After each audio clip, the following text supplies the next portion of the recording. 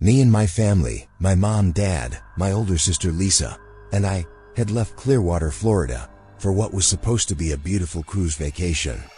The ship was called Ocean Solstice, a luxury cruise liner, and as it slowly pulled away from the dock into open water, the sun was glimmering on the ocean like something out of a dream. People were laughing, music was playing, kids were screaming with excitement, and everyone was taking selfies. Lisa turned to me and said, smiling, 7 days with no phone, no internet, just the ocean and sunshine. Can you imagine how peaceful this is gonna be? I smiled back, but deep down, I felt this strange uneasiness, like something wasn't right. For everyone else, this was just a vacation. But for me, it was about to turn into something else entirely. The first few hours felt pretty normal. We unpacked in our cabin, grabbed some snacks, and headed to Deck 11 to walk around. That's where I met Amy Bradley for the first time, a girl around our age, maybe a little older. She was sitting by herself, leaning against the railing, just staring out at the ocean. I walked over and casually said, "Hey ... First time on a cruise?" She smiled and replied, "Yeah, and probably the last." I thought she was joking, but the exhaustion in her eyes didn't match the smile on her face. We slowly started talking, Lisa joined us, and soon the three of us became good friends. Amy was quiet and thoughtful, but when she laughed, there was this strange emptiness in her eyes. Like she was here physically, but mentally somewhere else. We spent a lot of time together on Deck 11, at the pool, in the game zone, and watching a jazz band perform. That was the first time Amy actually laughed out loud. But later that evening, something weird happened. We were at the ship's nightclub, and I noticed a man playing guitar in the band. He kept staring at Amy. His gaze was intense, fixed, like he was watching her the way you'd watch an object. When I glanced at Amy, she looked uncomfortable and slid a little closer to me. I asked, "You okay?" She smiled and said, "Yeah, it feels kinda weird." Lisa noticed something too, but changed the subject. "Let's go to the dance floor." The club lights were bright, but that man's eyes still stood out in the shadows. I tried to ignore him, but something inside me felt off. A little later, Amy leaned in and whispered, "Emily, have you ever felt like someone's taking pictures of you?" Without asking, from behind, I froze. "When?" I asked. She replied, "It's just, lately I feel like someone's been following me. It's been happening for days." Her words sent chills down my spine. What was supposed to be a fun vacation was slowly starting to feel like something else. I tried to brush it off. Maybe it was just overthinking. Maybe we were just tired. You know, classic vacation paranoia. Around 1 a.m., we all headed back to our rooms.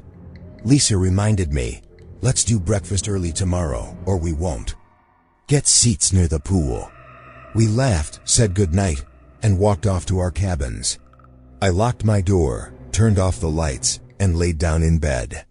The sound of the ocean waves and the hum of the ship's engine were calm, almost hypnotic. But, for some reason, I kept waking up, like a quiet fear was creeping into my room. Slowly. The next morning, everything seemed normal. But later, we were told something happened that night, something the cameras had recorded. At around 2:15 a.m., Amy was seen leaving her cabin. She didn't take a bag, not even her phone, not even shoes. She was just walking down the hallway. Barefoot, slowly, like someone had called her. Or like she was sleepwalking. Just before the camera feed cut out, a shadow appeared behind her, for just a few seconds. Then, black screen. I've watched that footage more times than I can count, and every single time, it gives me chills. You can't see Amy's face clearly, but I know it's her. The way she walks, her posture, it's her, and after that, she was never seen again. Everything felt perfect that night. But sometimes it's the perfect things that break first. And whatever broke that night started with Amy's nervous smile, that strange look in her eyes, the guitarist's stare, And the most terrifying thing of all, that feeling I had from the very beginning, that something wasn't right about this trip. And the scary part? That was just day one. The next morning when I woke up, everything seemed normal. The waves were gently hitting the sides of the ship, the sun was shining bright outside, and people were gathered in the dining area having breakfast like it was just another day. But the moment I saw my mom, Nancy, sitting at the table looking worried, something felt off. She quietly asked me, "Emily, have you seen Amy? She's not at breakfast." I realized I hadn't seen Amy either, even though we all came back together from the club last night. Lisa casually said maybe she slept in or met someone. But I could see the concern on Mom's face, and deep down, something didn't feel right. Amy wasn't the kind of girl to break small rules, let alone disappear without telling anyone.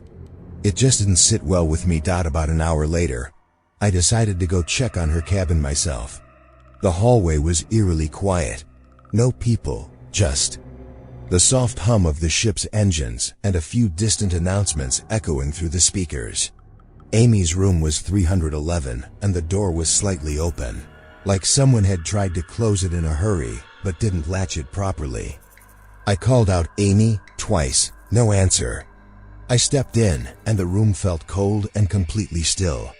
The lights were off, the curtains half open, and the bed was made perfectly, like no one had slept in it. But the strangest part? Her phone was on the dresser. Her sandals were placed neatly on the floor. Her purse was sitting on the chair. It looked like she had just stepped out for a second and never came back. I got chills. I looked around, but nothing gave me a clue where she had gone. I rushed to reception and told the staff that my friend had been missing since morning. Their reaction was shockingly calm and robotic. "Ma'am, adults are free to move around. The ship, I'm sure she'd turn up soon." I tried to explain that her phone, her purse, everything was still in the room, but they kept repeating the same line, "Relax. Sometimes people just need space." I asked if I could check the security cameras, but they said, "We don't allow guests to access internal footage." Their attitude, like they just didn't care, made me feel sick. All of a sudden, I started remembering everything Amy had told me. How she felt like someone was following her, the way that guitarist kept staring at her, the unease in her eyes, and now she was gone. When I told Lisa, she kind of laughed it off. You're overthinking it. Maybe she met someone last night, hooked up or something." I didn't respond. My mind was going in a completely different direction.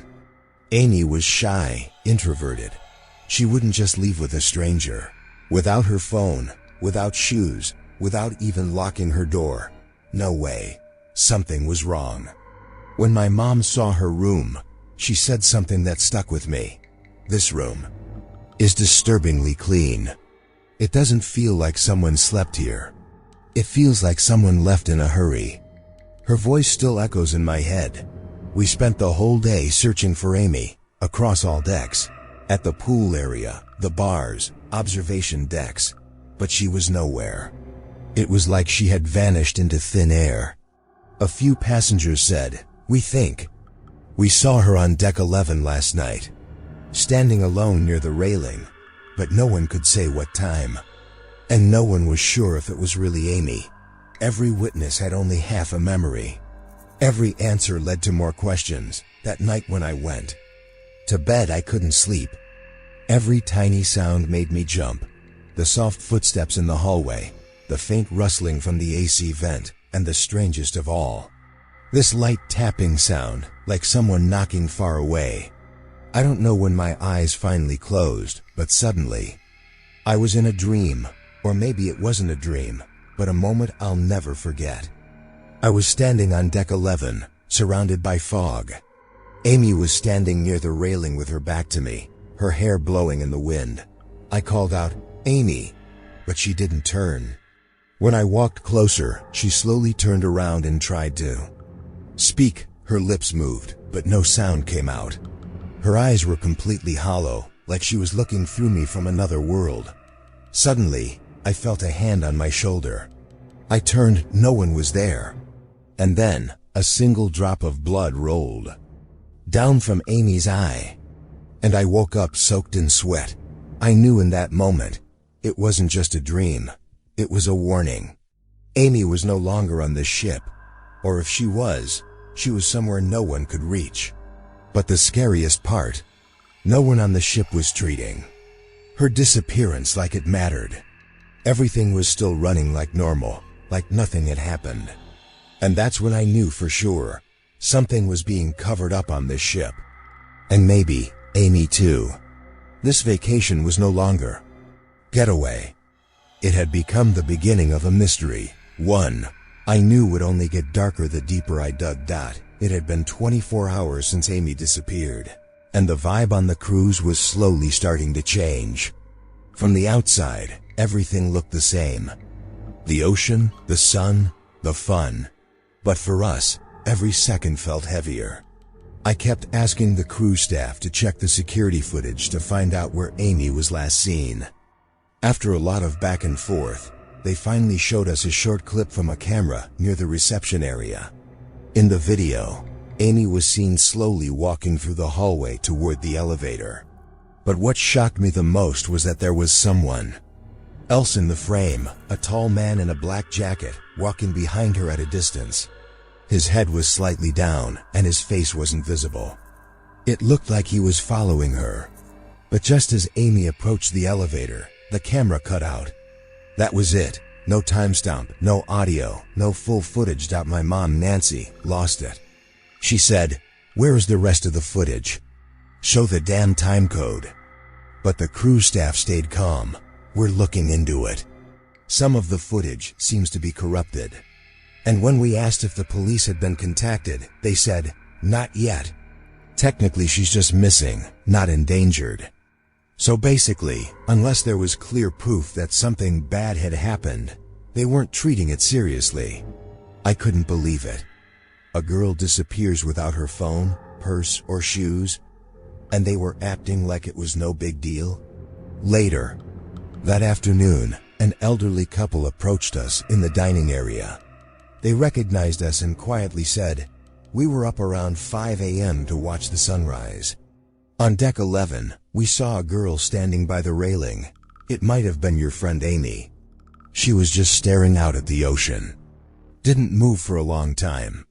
I asked, "Did you see anyone else with her?" They shook their heads. "No, just her.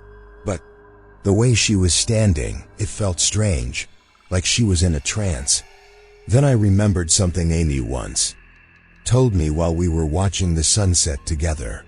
She had quietly said, "There's something about the ocean that pulls me, like it's calling me." Back then I thought she was just being poetic, but now it all started to feel like pieces of a darker puzzle. Was it just a coincidence she said that, and now she was gone? That night, something even stranger happened. A guy staying on the floor below us stopped us in the hallway. He said that around 3 a.m., he looked out his cabin window and saw the silhouette of a girl outside. Her hair was blowing in the wind, like she was floating right outside the window. He said she was trying to say something, but no sound came out. When he got closer to the window, no one was there, just the ocean. Hearing that sent a chill straight down my spine. Was Amy still out there, but in some other form? Even Lisa, who'd stayed calm until now, started to look scared. Later that night she whispered, what if someone took her?" I looked at her. It was the first time she admitted that something serious might have happened. But even scarier was the thought that if that girl really was seen outside the window, was she still trying to ask for help?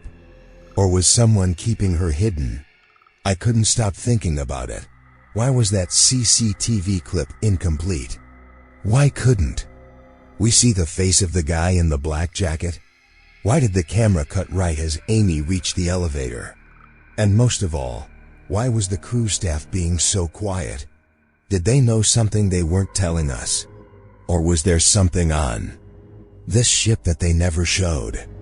something that moved just outside the reach of every camera. 2 days had passed since Amy vanished, but the cruise didn't slow down, like nothing ever happened. People were still partying, kids were still playing in the pool, announcements were still being made in cheerful voices. But for the three of us, me, Lisa, and my mom, Nancy, this trip now felt completely different. And in our minds, only one question kept echoing. Where did Amy go? And is she still alive? That night, as I tried to sleep, I felt like someone was standing in the hallway, just outside our door. Perfectly still, totally silent. And then I heard it. A faint scratching sound, like someone dragging their fingers along the door. As they walked past, I told myself, if we don't find her tomorrow, I'll start looking myself. Because now I knew what the cameras show is far from the full truth. By the third day of Amy's disappearance, I was completely emotionally drained, but I wasn't ready to give up. Everything around me felt like a blur, like I was stuck in that part of a movie where the real horror begins. That morning, I went back to Amy's cabin. Most of her stuff was still there just like before, but in one corner, I noticed a blue notebook, her journal. I slowly started flipping through the pages. At first, it was just normal stuff. Thoughts about the ship, the ocean, her mood. But as I reached deeper into the notebook, the tone started to shift. One page had bold letters scribbled, "Someone is always watching." Another read, "Don't trust the band guy." And on one page, only 4 chilling words, "He stands too close." I couldn't understand how long Amy had been going through this, and why she never told us. Maybe she tried to give us signs, and we just didn't pick up on them. That same day, I tracked down one of the older club performers, kind of a weird guy, but he spoke clearly. I asked him directly, "Did you see Amy?" He said, "Yeah, a few times. She was quiet, but looked disturbed, like she was always on edge." I asked him, "When was the last time you saw her?"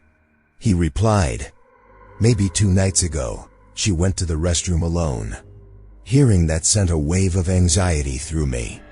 I went to the back area of the club, near the restrooms. Nothing stood out at first, but then I saw something shimmering on the floor. When I picked it up, it was Amy's silver bracelet, the one she wore the first night. It was broken, and there was a small, dried blood stain near the clasp. My hand started shaking. This wasn't just a missing person case anymore. Something darker was happening. I rushed straight to the security office and demanded to speak to the head officer. He was a big man with a smug, careless look on his face. I showed him the bracelet and said, "This is evidence that something happened." He just smiled and said, "We deal with overreacting tourists all the time." I lost it. This isn't overreacting. A girl is missing, and that's all you have to say? He shrugged and shut his file like nothing happened. At that moment, I realized if I was going to find Amy, I had to do it myself. That night when everyone was asleep, I quietly went to deck 11, the last place Amy was seen. The deck was completely silent, just the sound of the ocean and the occasional creaking of the ship. I stood near the railing, wondering what Amy might have seen if she was really here. Then, suddenly I heard footsteps, fast, heavy, and coming from right behind me. My heart dropped. I turned around quickly, but no one was there. The entire deck was empty. I stood there frozen for a while, my heartbeat racing, and then slowly walked back to my cabin. When I got back, the door was slightly open, even though I was sure I'd locked it. As I stepped inside, a chill ran through me. My suitcase was wide open, everything inside tossed around. Clothes, my journal, toiletries, like someone had been looking for something in a hurry. Nothing was stolen, but everything was out of place. I carefully checked everything, but now it was clear. Someone had been inside our room, and they were looking for me. Lisa had been trying to keep things normal until then, but when I told her what happened, her face went pale. "Emily, what if someone took her?" she said, giving voice for the first time to the fear we had all. been carrying. My mom, Nancy, was visibly shaken. She kept trying to talk to the ship's staff, but every time got the same response. Relax, she turn up. Rick, our dad, was no longer calm. He was confronting crew members, pushing for answers, saying, "Tell us the truth.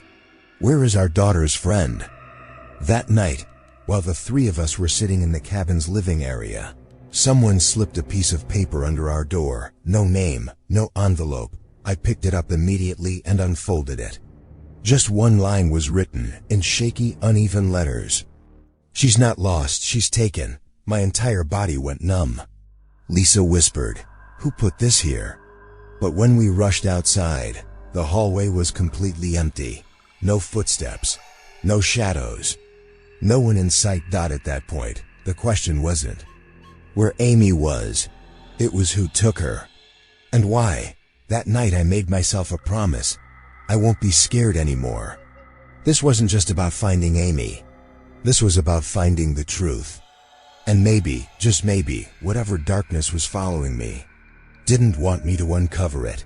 That night, I woke up with a strange sense of unease. The clock showed 3:07 a.m. The room was dark, but a soft light from the hallway was slipping in through the crack under the door. I sat up to grab some water, and that's when I noticed the door. It was slightly open. I knew I had locked it before going to bed.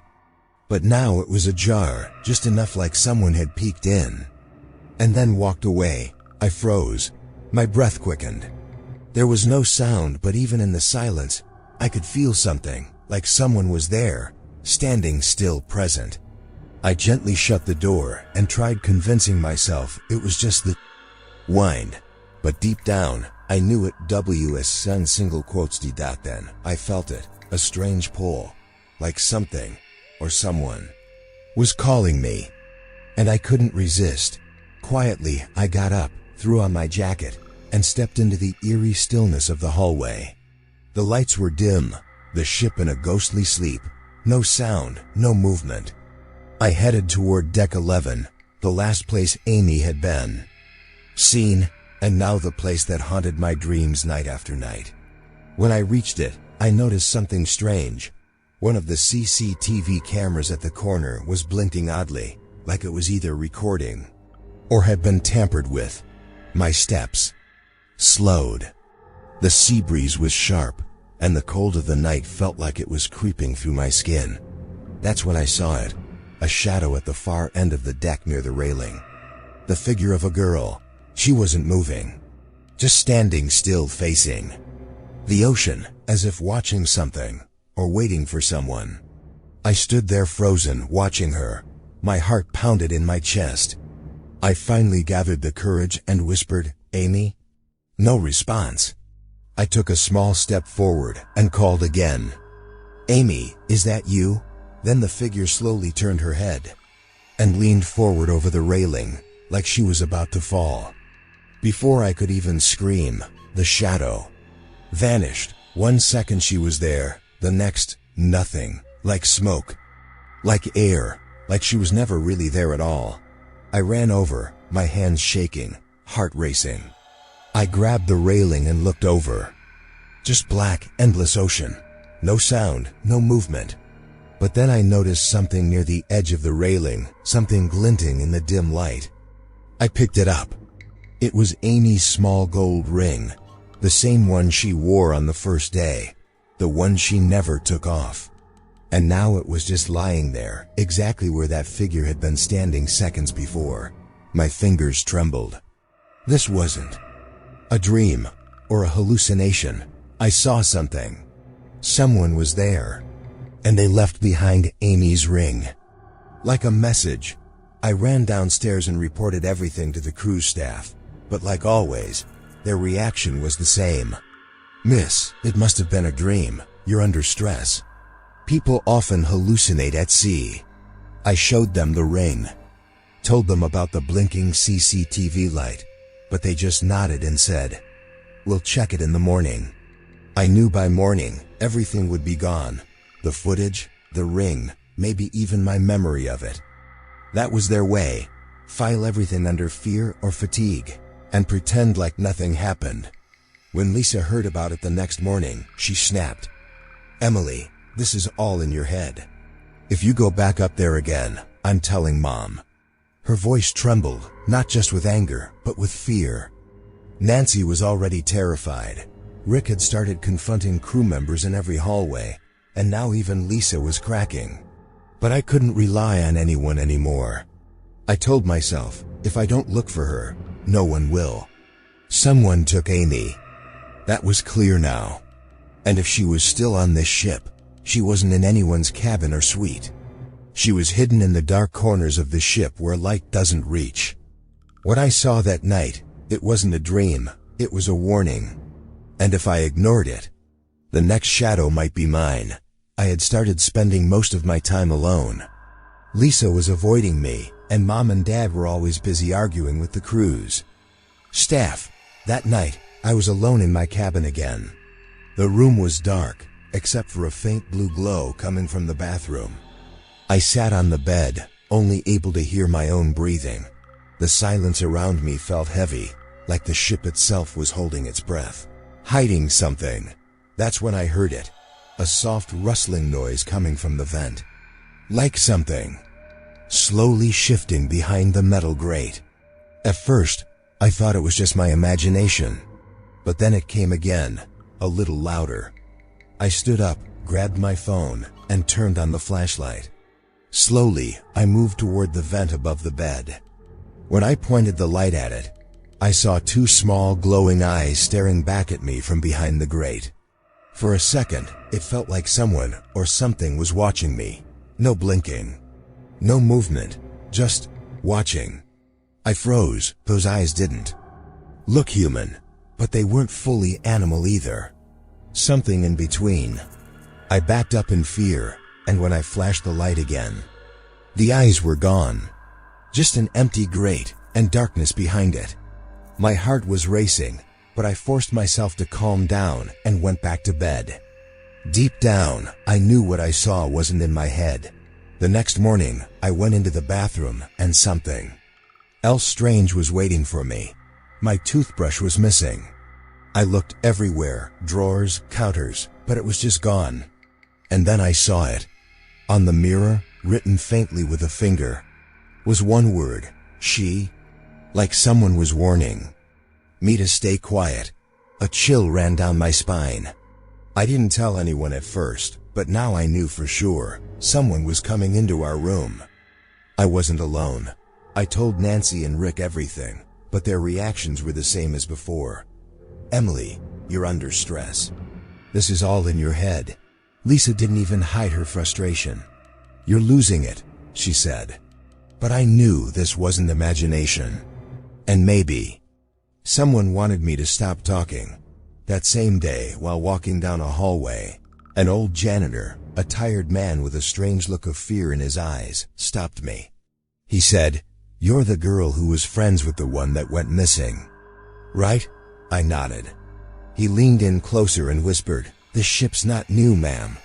People have gone missing before, just like her. But no one reports it. No one believes it." I stared at him, stunned. "What are you saying?" I asked. He looked around nervously, then said, "There's an old maintenance room behind deck 11. It was sealed off years ago. No cameras, no lights, no one goes there anymore." There was something in his voice that felt real, and I knew I had to check it out.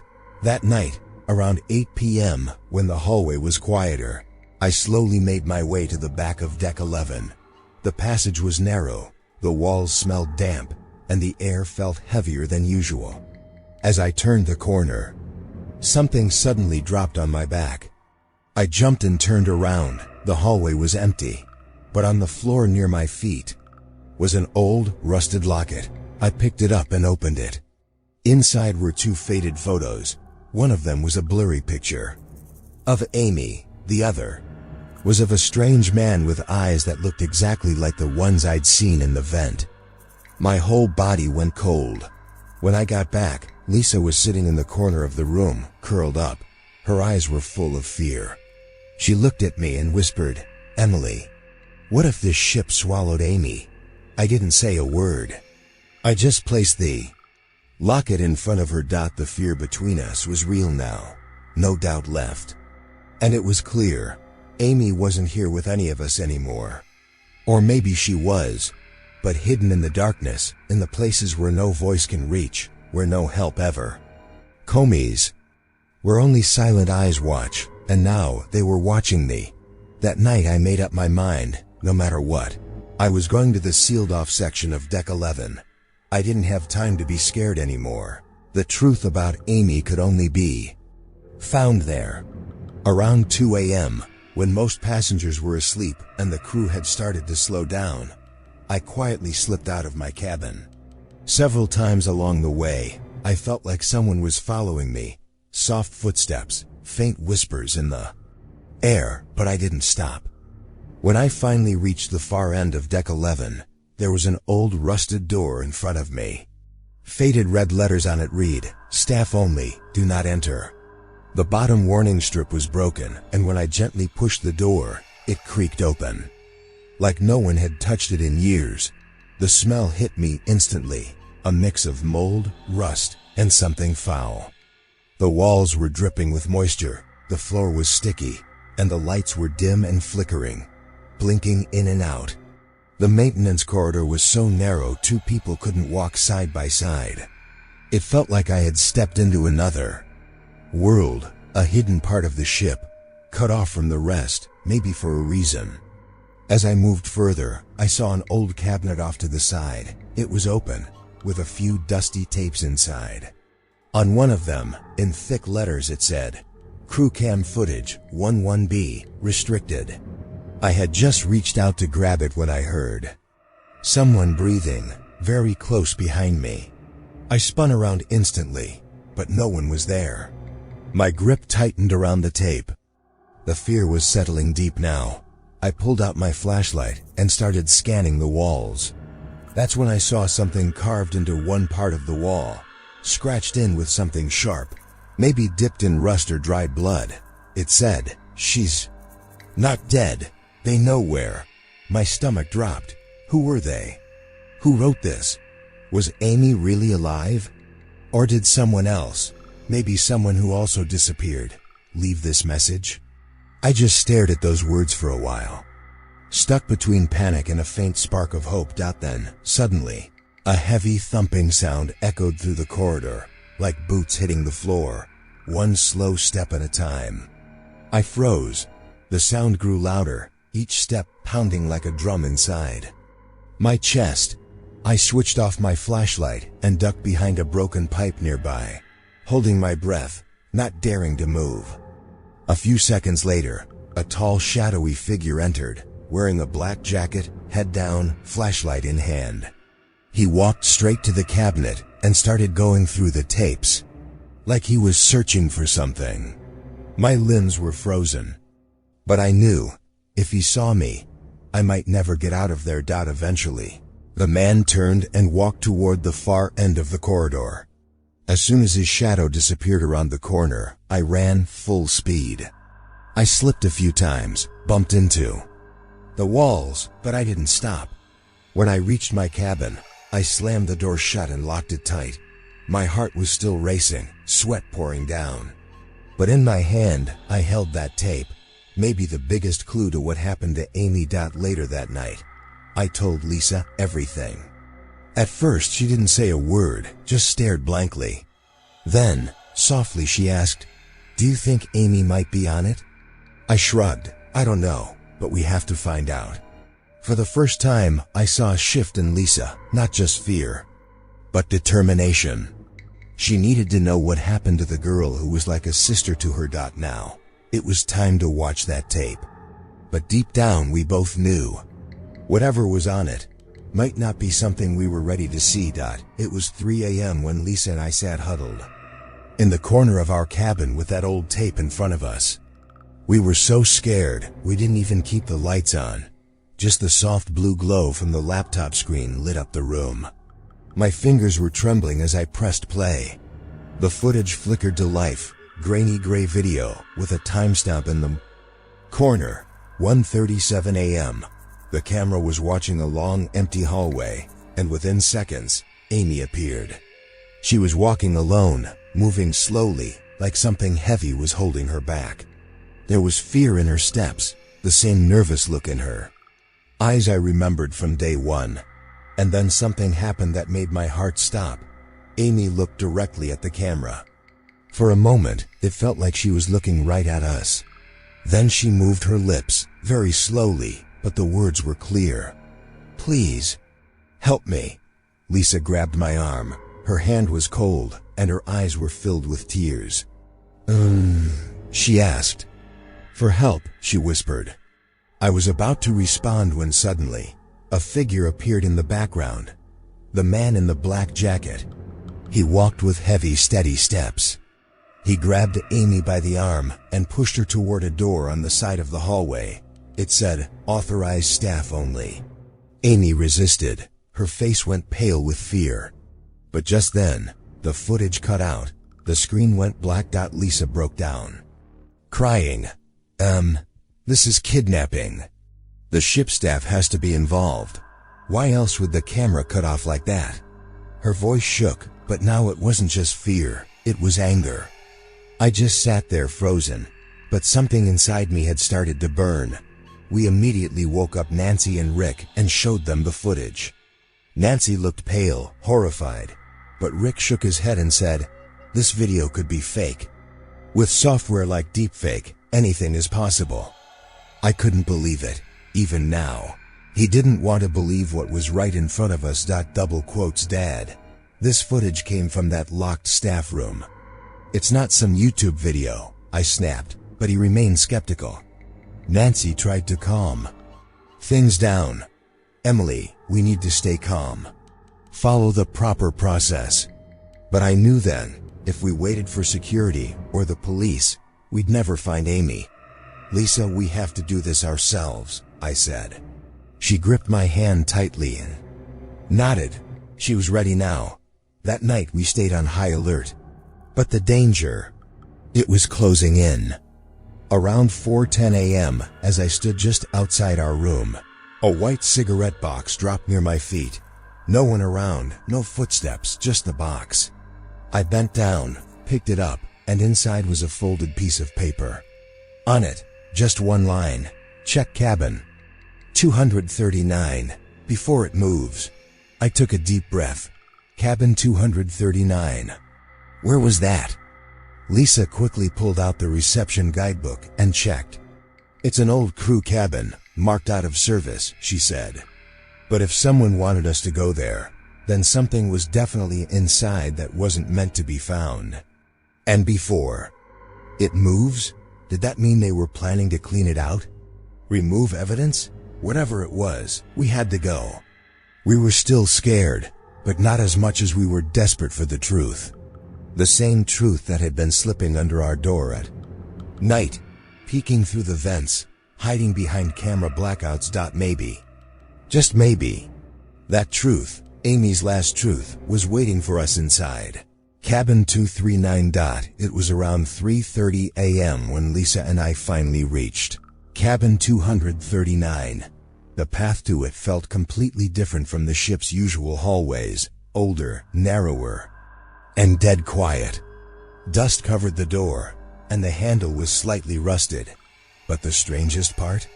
The door was already halfway open, like someone had either left in a hurry or wanted it open on purpose.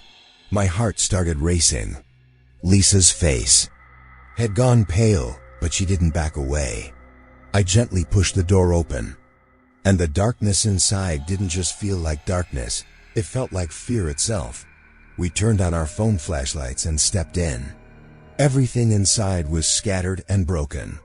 Glass shards littered the floor, and in one corner, there was a melted candle, still giving off a faint burnt smell, like something had recently been set on fire. On the walls, we saw dirty handprints, some big, some small, like someone had tried to claw their way out. My eyes scanned the room, until I saw an old metal wardrobe, rusted and partly open.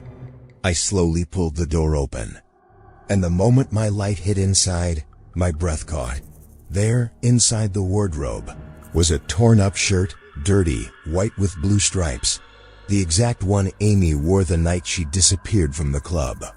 Lisa covered her mouth the second she recognized it, her lips trembling.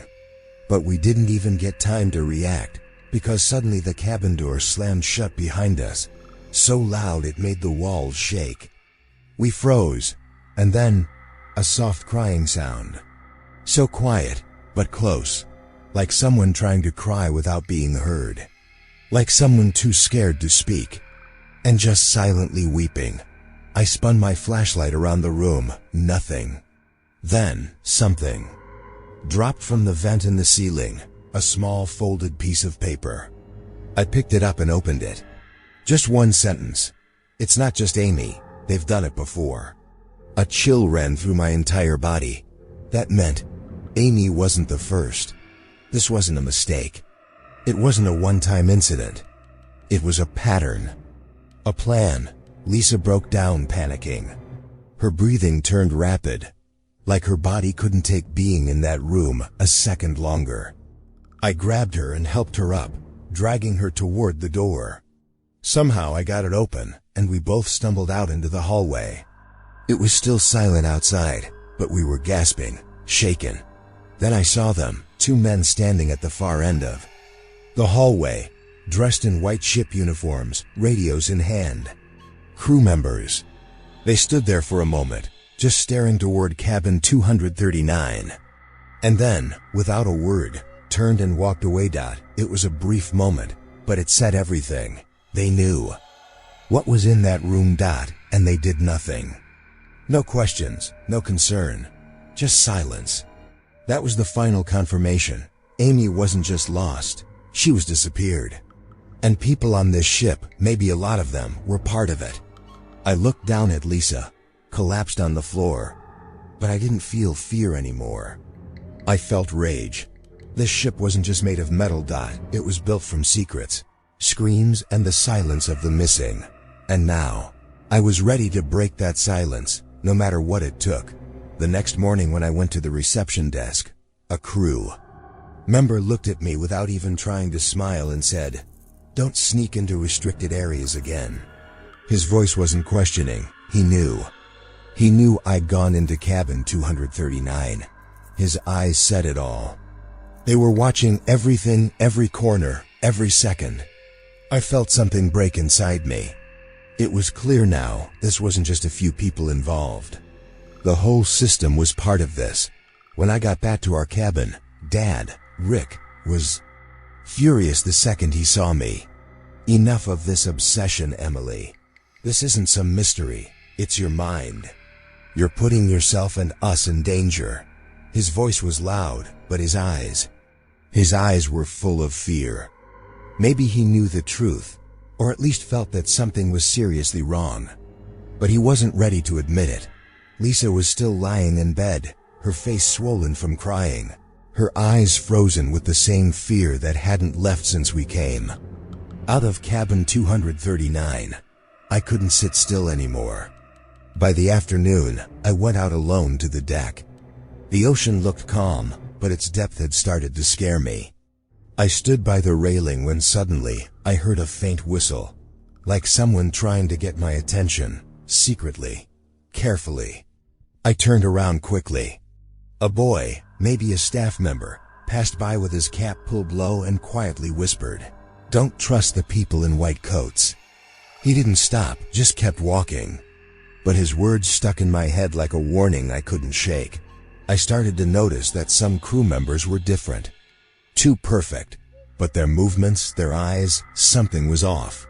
One of them, a doctor without any ID badge, would walk through the same hallway where Amy was last seen, several times a day. He never spoke to anyone, just walked, and vanished.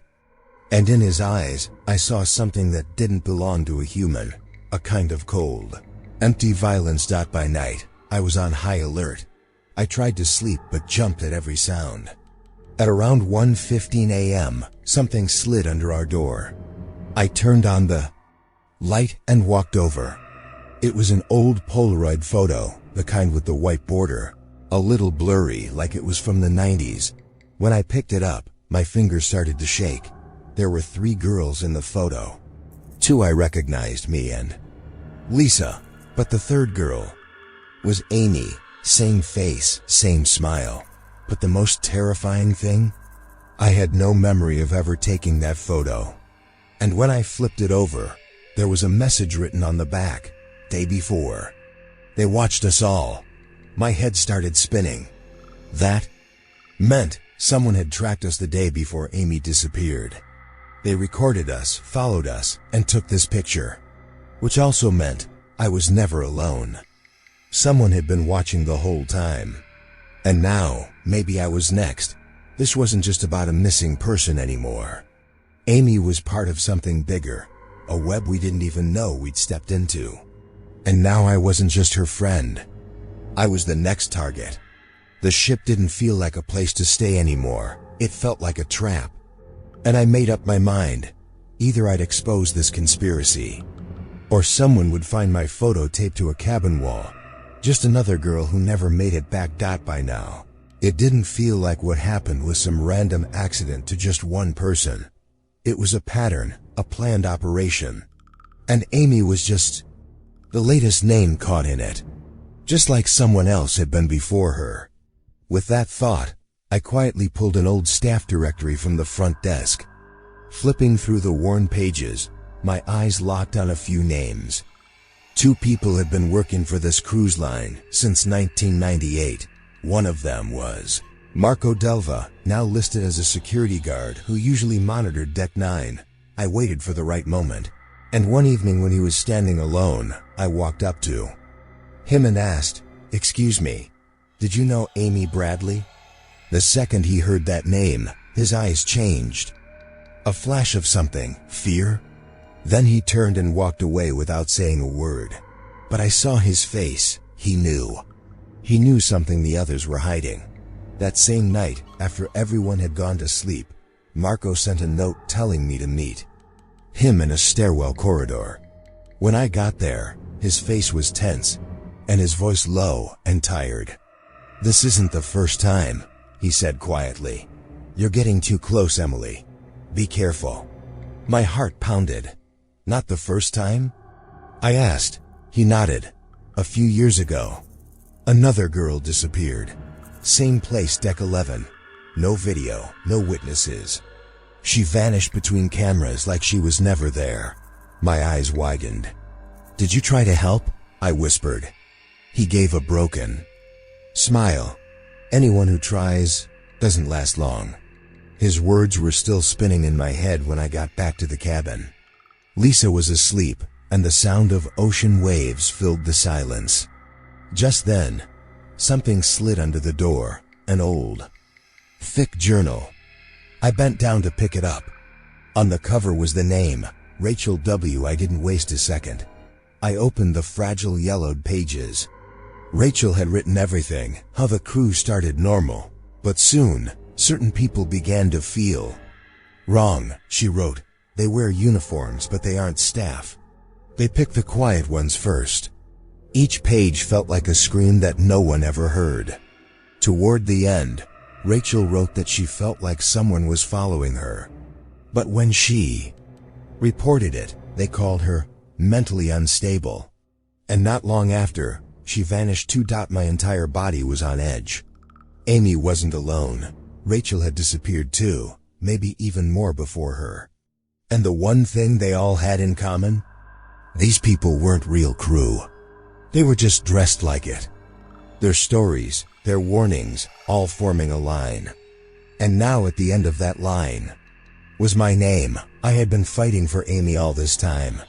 But now I realized I was up against something bigger, a system. One that looked beautiful on the outside, luxury ships, sunsets, laughter. But underneath, it was rotting. This wasn't just about one missing girl anymore. It was about every girl who could be taken at any time. Amy was just a name. It could have been anyone, and maybe now it was me. Marco's voice kept echoing in my ears. "You're getting too close." But I wasn't backing down. I Didn't just want to find Amy anymore.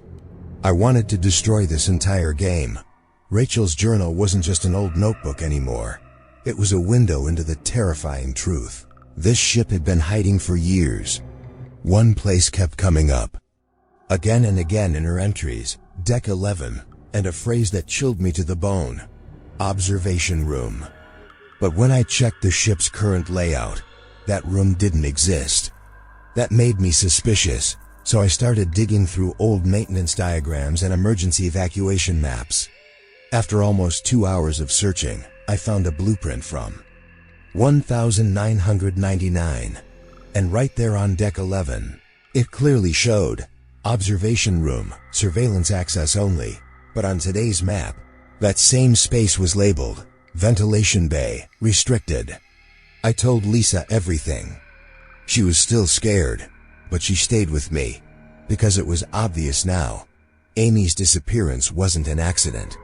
Around 2:45 a.m., we headed to the back section of Deck 11, the part that was always dark and quiet, where no one ever went. I had already noticed a small metal grate in the wall that looked slightly loose, maybe left open during an old maintenance check. I gripped my flashlight tightly and climbed into the vent. Lisa waited outside while I slowly crawled through the tight, narrow shaft. The air got heavier and colder the deeper I went. After crawling for what felt like 10 minutes, I reached a small chamber. There was a door, and even through the faded paint, I could still read the words, observation room. The door was slightly open. What I saw inside made my skin crawl. It was a tiny, pitch-dark room. A single old wooden chair, a desk, and in front of it, 4 monitors. They were still on, showing live CCTV footage from different parts of the ship. It looked like a secret surveillance room, but one that officially didn't even exist anymore. I scanned the monitors. Pool deck, lobby, kitchen ... But it was the third screen that made me freeze. Cabin 242. The footage was grainy, but I could clearly make out a shadowy figure sitting still. A girl, slouched over, hair covering her face. And I recognized her, Amy. She wasn't moving. Just sitting there silently, like all life had drained from her. "Emily!" Lisa's voice echoed from the vent. She was yelling from outside. I turned and started crawling back, but then bang! A door slammed shut somewhere behind me in the vent. I shouted, "Lisa! Don't let the door close." But now my voice wasn't reaching out. Panic set in. The air in the observation room felt heavier, like something unseen was watching me. I looked back at monitor number 3. Amy was gone. The camera still showed the same room. But now it was empty. Then, in the next frame, he appeared. That same man in the black jacket from the earlier footage. He picked Amy up, like she weighed nothing, like she was a lifeless doll. But the most disturbing part, Amy didn't scream, she didn't fight, didn't flinch, like she wasn't even human anymore. A chill shot through my entire body. This was all real. This room, these cameras, this whole setup. And Amy, she was alive. But maybe not the same Amy who once laughed with me. I had to get out. I pounded the walls, scrambled back into the vent, crawling blind in the darkness after dropping my flashlight. But one thought kept me going. I won't let them bury Amy in this ship's shadows. No matter how hard they try to hide her. I knew now what had happened to Amy. But the real question was, would I ever make it out to tell someone? Or would my story disappear just like Rachel's? Just like Amy's? It was morning, but inside me, there was a fire of unease burning. What I had seen the night before in the observation room, Amy's shadowy figure, that face that no longer looked human, more like a ghost, it was impossible to forget. Now I had only one mission: find the cabin I had seen in that CCTV footage. I memorized the wallpaper, the curtain style, the furniture, and began scanning all of Deck 9. After nearly an hour, Down a quiet hallway, I found the door. It was exactly the same as the one from the screen.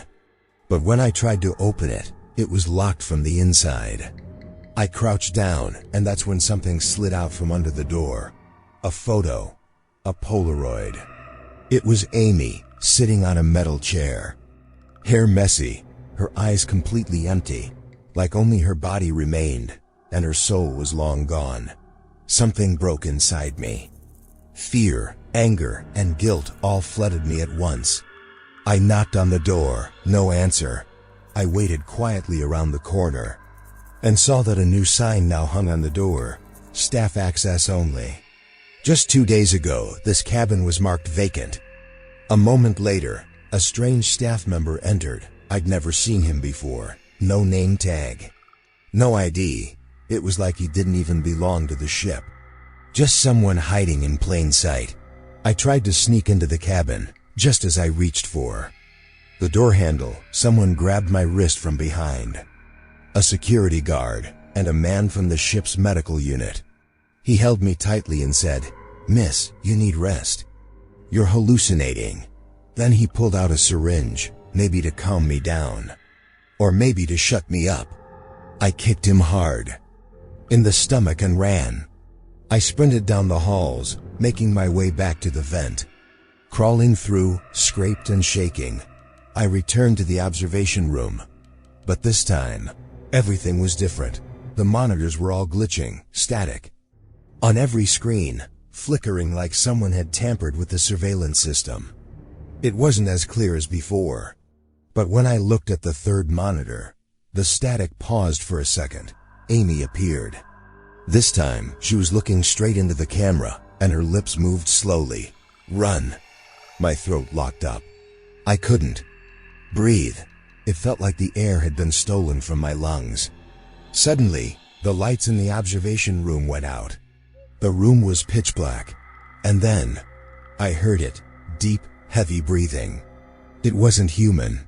It wasn't animal. Just something terrifying, something unknown, slowly creeping through the air. I reached for the door, paused just a moment to listen, then bolted.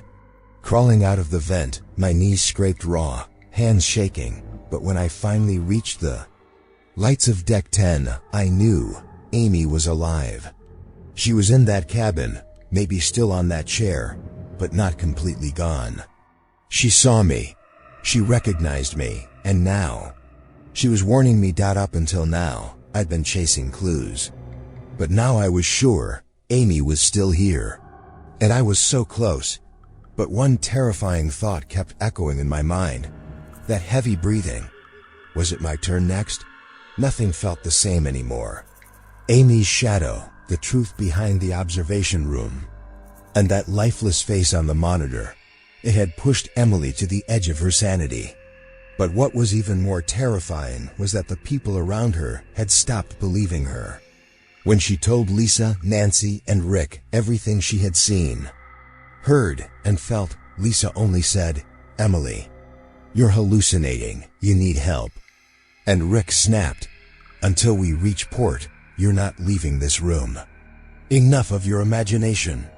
Emily wasn't the girl searching for Amy anymore. In everyone's eyes now, she was just a mentally unstable passenger spinning horror stories on a cruise ship.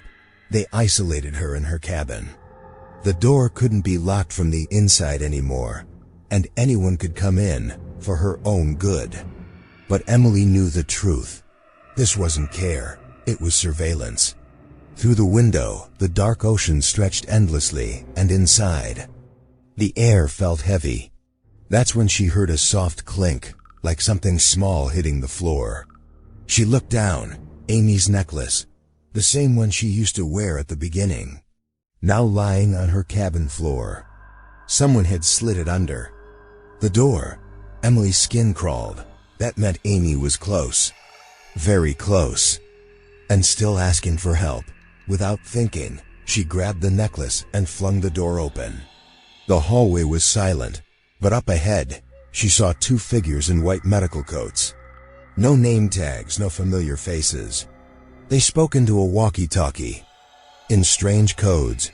Subject 1 is spotted. Protocol shifting to Phase 2. Emily's stomach dropped. She realized she wasn't just looking for Amy anymore. She was now a target herself. She ran. Her feet pounded against the corridor floor as she darted toward Deck 8, yanked open the emergency stairwell, and climbed. At the top, a steel door stood in front of her, marked with bold red letters, "Crew access only, strictly restricted." She didn't hesitate. She threw it open and stepped inside. The air was thick and smelled of rust.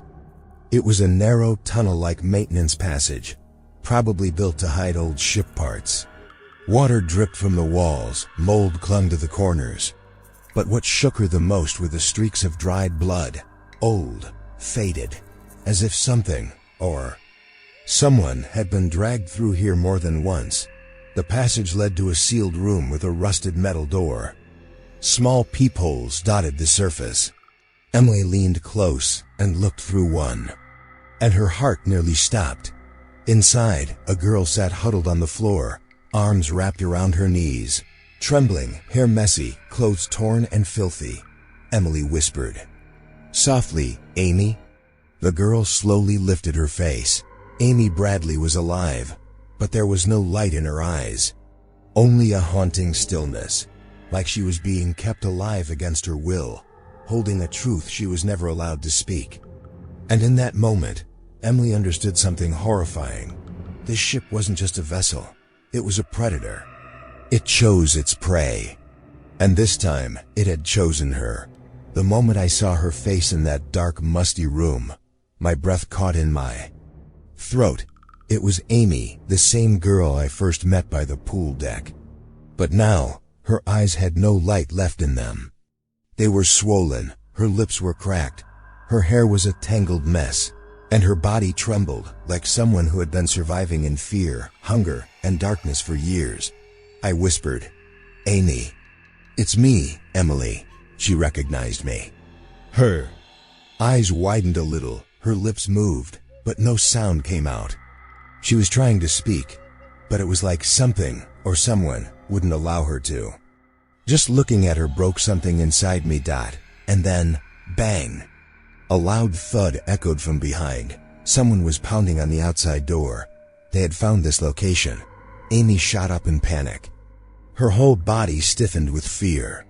She grabbed my hand tightly and whispered just 2 words, "Don't trust anyone." We tried to crawl out of that cramped tunnel, but the place was a maze. Every turn looked the same. The ceiling dropped in places. Water dripped from rusted pipes, and from every corner came a faint rustling sound, like someone was following us. Amy kept motioning. "They're coming. They always come." I realized then we had to split up, or they'd catch both of us.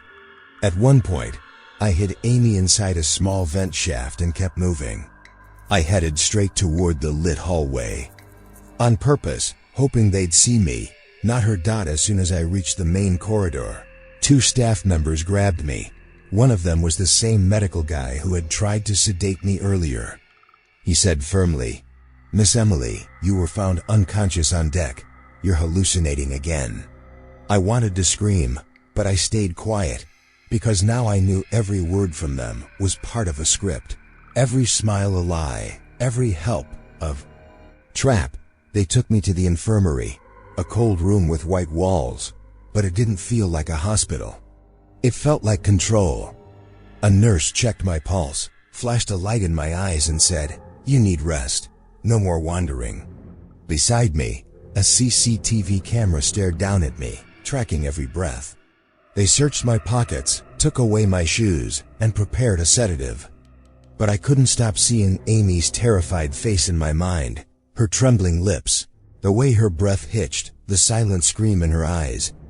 I don't know where Amy is now, if she managed to escape, but I do know she's alive. And more than that, I found her. Say what you want. Call me crazy. Say I'm hallucinating. I don't care anymore. I saw her. I felt her fear. I heard her silence. And it was all real. Not staying silent now. I know this ship hides something dark, something twisted, and I'm not the only one it's tried to swallow.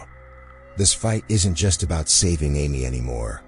It's about every single soul this darkness has taken and left behind. I may look broken, I may sound insane, but I'm not giving up. Amy's silent eyes, they're my reason now. This is my story, and I'm not done telling it. When I opened my eyes, a flickering ceiling light blinked above me every 2 seconds, and once again, I was back in that same infirmary room. My body felt numb, like they had sedated me. But this time, my mind was fully alert. I knew exactly where I was, and why I'd been brought here. A doctor in a white coat stood in front of me, with a cold-faced staff member behind him.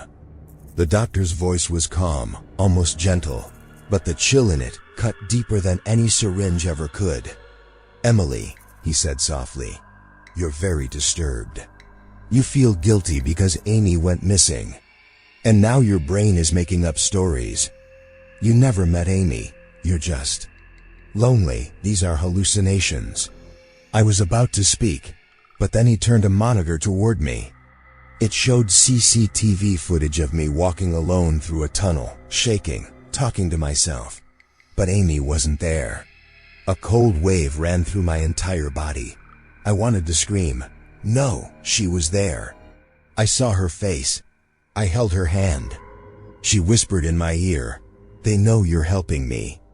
But I just sat there, shaking with rage. That night, once everyone in the infirmary was asleep, I pulled myself together and quietly slipped out. Wearing nothing but a hospital gown and barefoot, I slowly walked through the hallway toward the secret cabin, the place where I had hidden Amy. There were no guards along the way, like the entire path had been left empty on purpose. Or maybe they already knew I'd come back here. But when I got there, my heart dropped. The old passage was gone. The walls now looked freshly painted, like nothing strange had ever been there. The cabin door? Gone. No seal, no vent. Everything was smooth, clean, erased. I kept touching the wall, searching for anything, but there was nothing. This was the exact place where Amy had once curled up with her face in her knees. And now, it was just a blank, cold wall pretending like nothing had ever happened. My legs started to tremble. Did I imagine everything?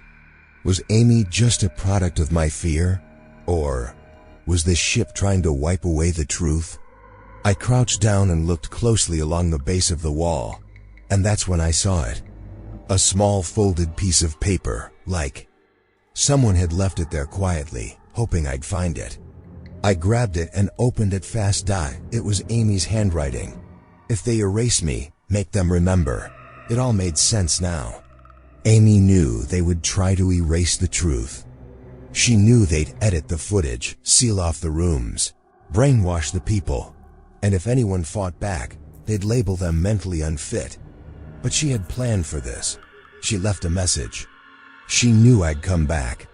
And maybe that's why she whispered that last thing to me. You came too late. It wasn't defeat. It was a warning. I sat down by the wall, pressing that note against my chest. Amy was real, and now I was alone. But I wasn't afraid anymore. Because now, I wasn't just trying to save her. I was here to make them remember. No matter how many layers this ship hides behind, no matter how many people call me crazy, I'll remind the world that Amy was here, that Amy is here, and somewhere out there, she's still waiting. Emily's nights were no longer filled with sleep, they were filled with obsession. She knew now that Amy's story wasn't just a random tragedy, and this wasn't just about one missing girl anymore. It was about exposing the dark, toxic truth this cruise ship had been hiding for years. That night, while everyone else slept, Emily was digging through the ship's old logs and tracing internet access points. That's when she found an old report in 2001. A girl named Rachel Whitmore had vanished from this same ship. The name hit her hard. It was the same one from the diary someone had slid under her cabin door. The deeper she dug, the darker it got. Over the past 20 years, 7 young women had mysteriously vanished from this cruise line, and not one case had a proper investigation or media coverage. All the profiles were eerily similar: young, introverted, often seen alone or in small groups, quiet for a few days, then gone. In almost every case, cruise staff gave the same vague excuse. Maybe they got off the ship. Adults wander. But Emily now knew better. That wasn't an answer. It was a cover. She searched the list of medical staff, and one name kept popping up: Dr. Holland. At first, it didn't click. But the moment she saw his photo, her stomach dropped. It was the same man who had sedated her in the infirmary. The same cold eyes, same face. Except the photo was from 2010. He had been working here 15 years ago. Emily's mind went numb. If this man was on board during every one of these disappearances, then this wasn't random. It was a pattern. She forced herself to stay calm and accessed a staff-only panel to search hidden logs, and that's when she found a secret database. Dr. Holland had been transferring ships every 2 to 3 years, and every time a girl disappeared. This wasn't just suspicion anymore. It was evidence. That same night, Emily found Marco again, the old security guard who had once warned her to be careful. His face was tired and scared, but when he looked into Emily's eyes, he paused. In a low voice he said, "If you found Amy, save her. Don't let them take her again." And he handed her an old keychain with a rusted tag that read, "Purser Storage, B7. Without wasting a second, Emily headed to the purser room, a lockdown area where the ship's old surveillance backups were kept, long abandoned. To get there, she had to pass through sealed-off sections, dark maze-like hallways, and hidden storage corridors. Inside, she found layers of dust-covering computers, VHS tapes, mini DVs, and old server drives. She grabbed a random tape and played it. 1998. A girl walking alone in a hallway. She stops, turns around, and before anything more happens, the clip cuts out. Then a tape from 2003. Another girl, holding a cigarette, leaning on the deck's railing. Suddenly, someone appears behind her, and the footage glitches. 2008, 2012, 2017. And every clip had one chilling thing in common: fear, loneliness, and vanishing without a trace. Emily's eyes filled with tears. What happened to them? No one knows. No one followed up. No one filed real reports. But now she understood. Amy wasn't the only one. And whatever had started years ago was happening again. Those records, those clips, that evidence. Emily had made up her mind. The truth would no longer stay hidden. This ship could layer on all the cover-ups it wanted. But no more girls were going to disappear, because Emily had ripped the wound wide open, the one they'd buried beneath. Years of silence. Emily didn't just have suspicions anymore, she had proof. One of the tapes she had stolen from the purser room made her hands tremble. She transferred it to her phone, and what played on that screen revealed the darkest truth hidden on that cruise ship. The timestamp said 1:43 a.m. The footage was from inside the observation room, a place that no longer existed on any ship map or system. The video showed Amy being dragged in by 2 men. The first was someone Emily immediately recognized: Dr. Holland, the fake medical officer who had sedated her. The second was the ship's guitarist, the same man who had been eyeing Amy. Strangely, since the very first night, Amy was shaking with fear. But the moment that shattered Emily the most was when Amy looked straight at the camera and, with a broken voice, whispered, "Why didn't anyone help me?" Her voice was soft, but it stabbed right into Emily's heart, the kind of guilt that made her want to scream, to go back and change everything. This wasn't just a fight for one girl anymore. This was war. Emily ran to show Lisa the video. Lisa, who used to think all of this was just some wild paranormal theory, broke down in tears the moment she saw Amy on the screen. Her voice trembled as she whispered, "Emily. She was really here. You were right. For the first time, Emily felt like she wasn't alone. Her sister was with her. Now there were two voices ready to fight for the truth. They quickly called Nancy and Rick and showed them the footage. Rick tried to stay calm at first, but his face fell. It was hitting him hard. The fact that this had been happening right under their noses, and he had called his own daughter crazy. He said, "If we try anything, if they catch us, we'll never make it to port." But Emily had already made her decision, the kind no one else dared to make. She said, "We're not waiting, we expose them now." Lisa and Emily figured out a way to hack into the ship's internal intranet. There was a hidden Wi-Fi network used only by the staff. Lisa, who had taken tech classes, logged into the system within minutes. Emily compiled the video, Amy's footage, the surveillance tapes, everything, into one powerful file. Then, she uploaded it as a live broadcast into the ship's media system. Now every single passenger, whether on their phones, watching lobby TVs, or relaxing in their cabins, would see the truth. By 4 a.m., a loud siren blared across the ship. Red lights began flashing in the hallways. "Attention all passengers. A security breach has been detected," echoed through the speakers. But the real storm had just begun. Passengers started pouring out of their rooms. People who had tablets or phones were now watching the video. Amy's terrified eyes, Dr. Holland's face, the footage from the observation room, and that one haunting line, "Why didn't anyone help me?" Panic broke out. The crew told everyone to return to their cabins, but no one was listening anymore. For the first time, people were not afraid to speak up. An older couple shouted, "We saw that girl too." Someone else cried, "My daughter told me last year something was wrong here." The cruise had turned into an open battlefield of truth. Dr. Holland had disappeared, so had the guitarist. The observation room's lights were cut, but Emily knew it was already too late. Marco came rushing from a hallway, grabbed Emily and said, "They'll try to shut it all down. You have to get this to port authorities." But Emily just smiled and said, "It's not just on this ship anymore. It's online now. The world will see it. Amy isn't just a name anymore. Now the world will know who took her and who failed to save her." As soon as that footage leaked across the cruise ship, panic spread like wildfire. People were coming out of their cabins, some crying, some filming, others yelling at staff.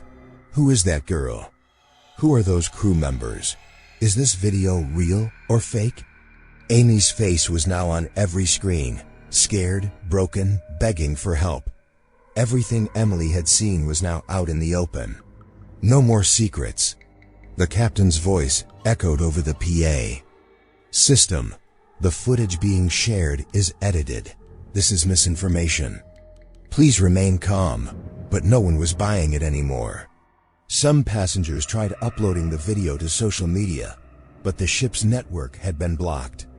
It was the crew's last desperate attempt to bury the truth.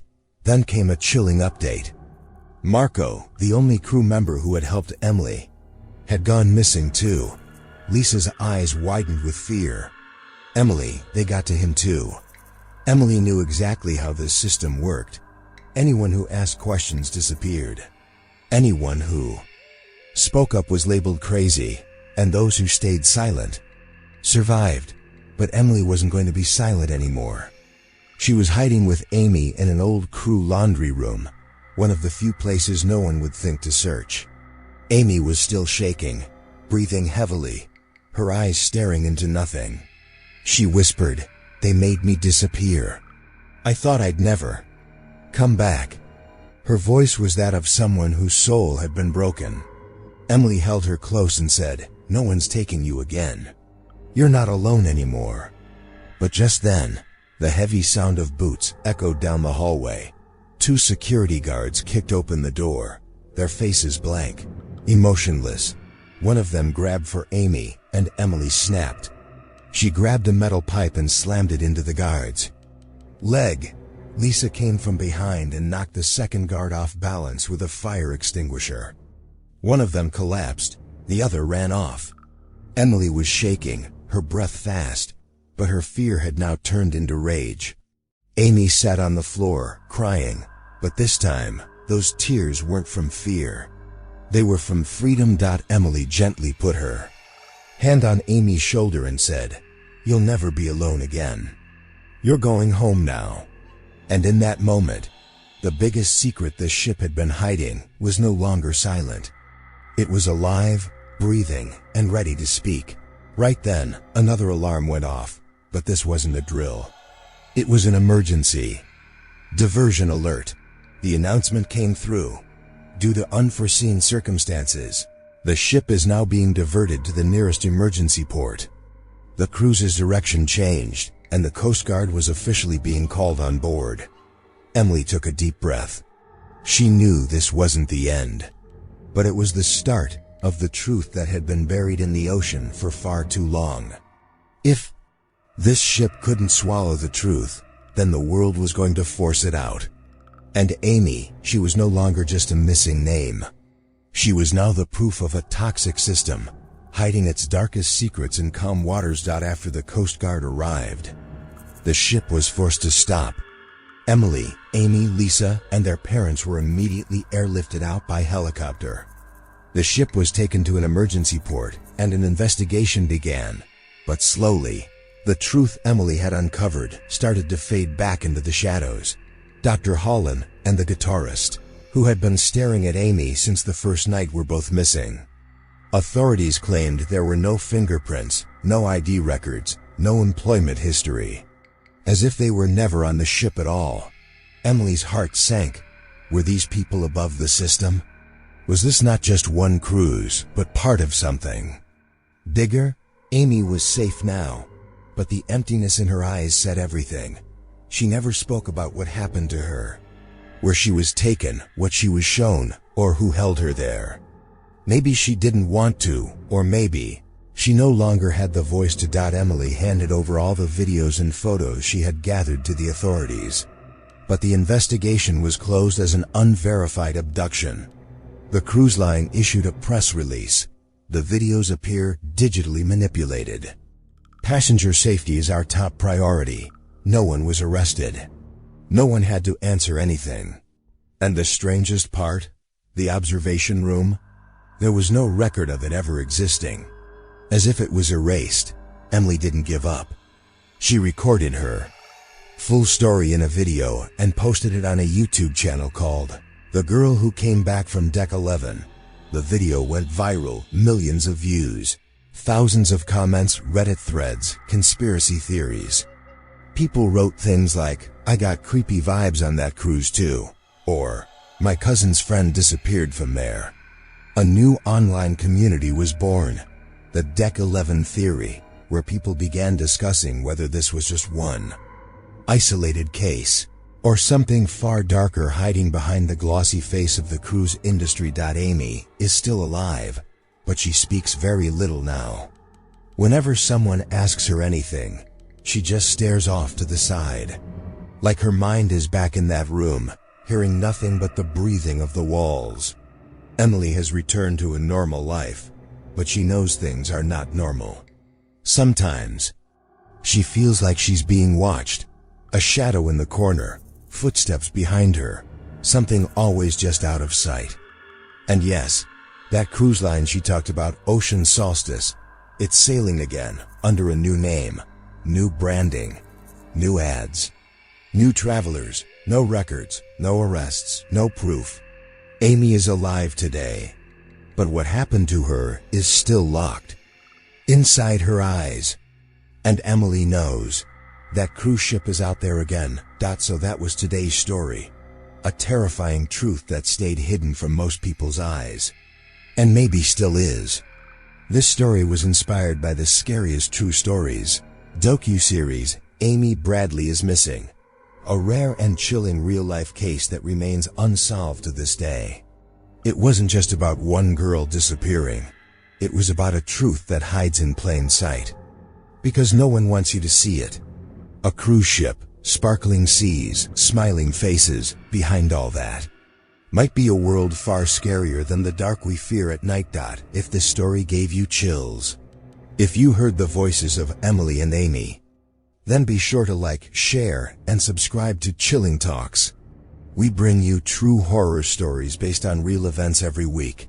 Stories that'll make you ask yourself, could this happen to me too?